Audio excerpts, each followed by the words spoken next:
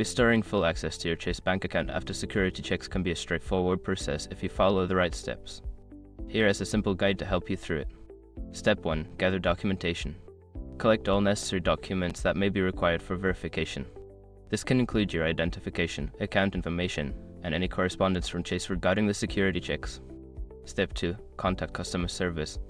Call Chase Bank as customer service or visit a local branch.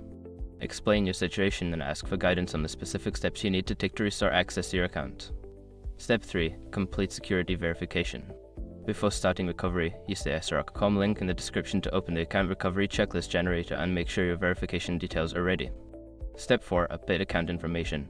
If necessary, update any outdated information linked to your account, such as your phone number or email address. This can help prevent future security issues and ensure you receive important notifications. Step 5. Confirm account access.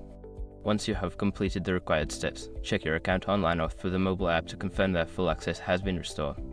If you still encounter issues, reach out to customer service again for further assistance.